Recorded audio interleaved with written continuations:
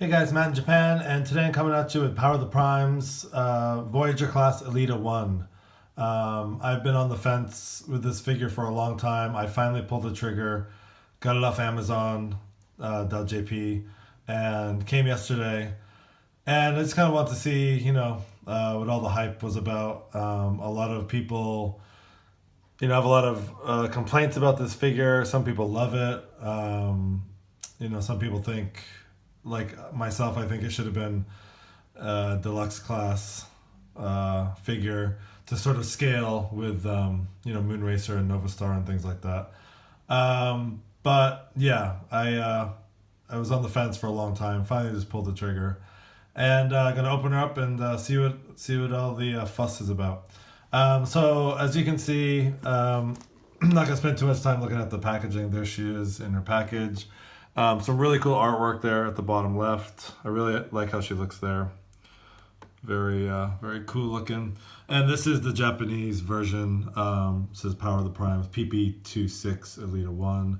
As far as I know, there's nothing different about the Hasbro release or the Takara release. Coming out on the side, again, you have some of that great artwork.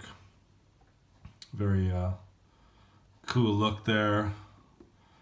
And Power of the Primes. And on this side, again, you have just the choose your prime, all the Prime Master marks. It's your product information at the bottom. I'm not sure if the Hasbro release does this or not, but in the upper left hand it says what you get. It says the Autobot Enigma.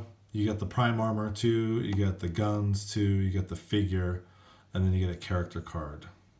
And then you get a instruction manual. So I'm not sure if the Hasbro release does that. I think that's something Takara does a lot with their products. Actually, a lot of their games, board games and stuff too, always on the back tells you, what you get in the packaging. So turning around, again, you have Elita 1. How will the resourceful and devoted Autobot warrior wield the power of the Primes? So there you have her in her robot mode. And it looks like, she's pretty posable, so I'm kind of excited to get her in some cool poses. Prime armor. And there she is in her jet mode. The Autobot Enigma on here looks way different than it does in the box. Like there, it doesn't actually look that bad. The yellow and the gray there, but if you look in the box, it looks, I don't know, it just looks kind of shoddy to me, that paint. Kind of wish it was a different color, actually. It doesn't really, there's no real of that yellow, just the head, the forehead, you have that yellow on her visor there. But there's no real other yellow on her body, so I don't know why they painted that yellow. But anyways, so let's get her out of her packaging and see what Elita 1 is all about. Okay, so we got Elita 1 out of her packaging, and first impressions, she's got some heft to her. Nice looking head sculpt, very G1 inspired. A lot of stickers. I know people have been kind of complaining about the stickers. I'm kind of curious how they fare on the Japanese one. But yeah, I do have some cool detail in the stickers. And she's basically red, white, and this sort of peachy pink color, which I'm not too crazy about, but I mean, it is what it is. And then she has some gray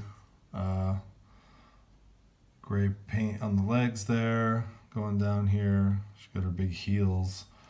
You can see the stickers on her legs there. That's some nice painted detail on her forearms. Again, she has those big, her proportions are just, I don't know, because this is the Starscream mold, or vice versa. I don't know. This maybe came first, but she does have those huge Popeye arms. Going around the back, obviously see her jet mode there. See Elita there, some paint on the cockpit. And again, a lot of stickers. Not sure why they went with the sticker route on this, but I can tell already this is going to be a problem here. Sorry, sticker. It's already like coming off right here. I just opened it out of the packaging, so again, we'll see how that fares in jet mode. Overall, yeah, I mean, I don't know. I think just looking at her, kind of getting to like her, I guess, more and more.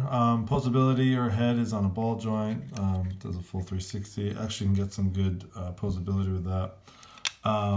Because of these wings back here, it does limit the arm posability, but yeah, you got some nice racket joints there, in and out.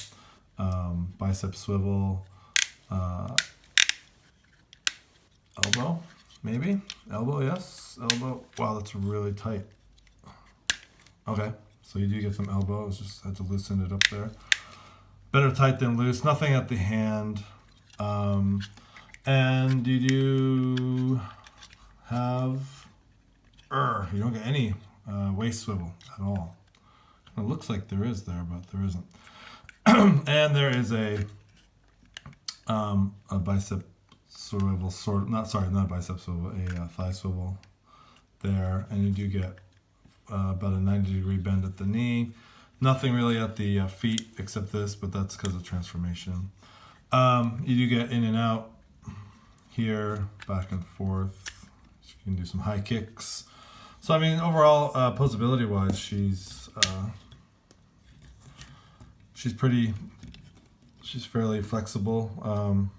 Kind of want to get her into some poses like that one on the back of the packaging. So, but for now, yeah, that's how she looks straight out of the box. Just taking a look at what she comes with. She does come with a card here, Power of the Primes, Elita 1. You get the full body shot here of her, and that looks really cool. And then I have the Onyx Elita 1. Has a telepathic connection with Optimus Prime, which is pretty cool. That's very neat. Yeah, so she comes with that. She does come with her feet for combined mode. The painted pink, sort of that peachy pink painted plastic here. Sort of run-of-the-mill feet there. And she does come with her Autobot Enigma here, which again, I'm not too crazy about that color. It can plug in. You can plug in here or any other place those things plug in. And she does come with her tiny little itty bitty guns here. And I wish, for a figure this big, and I know it, these harken back to the G1. I think they're supposed to represent her, I'm not sure, her antenna or her something about her on the G1 cartoon. She had these little things sticking out somewhere. I'm not sure. So that's a throwback to that. But again, when you have a figure this big and she's wielding little tiny guns like this, it does look kind of silly for something that big to be holding something that small. So I don't know. That's kind of one of my complaints. I know they were going for a G1 sort of authenticity there or whatever, but I just think it looks silly. I wish she had bigger guns. Give the girl some big guns. That didn't come out right. You know what I mean. So let's just do some quick size comparisons here. Let me just adjust this a little bit. Let's pull that back. Get her over here. Here she is with Legends, because I just got this guy, Legends 7 Jetfire. Let's bring this guy in, see if he can even fit in the frame here. God, he's huge. Wow. Yeah, he's really big compared to her. Let's move this back and adjust the camera here. So yeah, there she is compared to Jetfire, and obviously he just towers over her. And let's bring in, hold on, my Jetfire's gonna fall down. All right, let's bring in the girls, the other girls. Let's bring in Moonracer, and there she is with Moonracer and Nova Star. Been having trouble with Novastar standing lately. She's just so top heavy. So there she is with her other female Autobots, and yeah, I mean, it's fine. The scale is good, but again, I kind of wish Elita One was their scale. I wish they were deluxe size. She doesn't necessarily have to be a combiner, right? So I'm not going to use her as a combiner. I'm just going to use her as a standalone figure. So would have been nice if they did that. I don't know why they had to use this mold for her, but they did. And let's get her into her jet mode and see how that goes. Okay, so we got Elita One in her jet mode, and the transformation was it wasn't too bad. It was a bit fiddly. Had to kind of struggled a little bit getting some pegs in place and stuff, but after all, kind of just smush everything together, and she works, ends up working. So here she is in her jet mode. And again, there's some really nice detail on here. Again, you get the Elita One sticker on the cockpit there, and the blue paint here. You get some neat molded detail. Again, like I said, and a lot of people have mentioned, these stickers are just, I can see down the road these things are already starting to peel off. Again, I wish it was painted. I don't know, it kind of cheapens the look for me too. But what you gonna do? One of the things I do really like is this thing on the back here. It says Elita One, the E1, and then down here too. It's kind of a neat detail. You get the thrusters on the back. Overall, aesthetic wise, yeah, I mean, she's pretty cool looking actually. Kind of digging her more than I thought I would. And then underneath, you do see a lot of the robot mode. Basically, it's just her feet folded up, see the back of her head, and I kind of wish her head went in her chest or something. But I know the combiner head is in there, and I'm not going to get into the combine mode. You guys have seen it all before. I don't really care about the combine mode. I was just interested in the figure, so I'm not going to go into that. But yeah, overall, it's pretty neat. She got the landing gear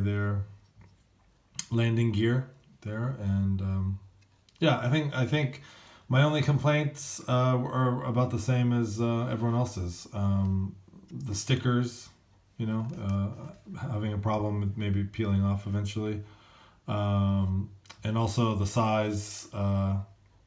Her being so big in scale with the other female Autobots, and these little tiny pistols that they give her. I don't really like to use these things as weapons or anything. I just think they're ugly.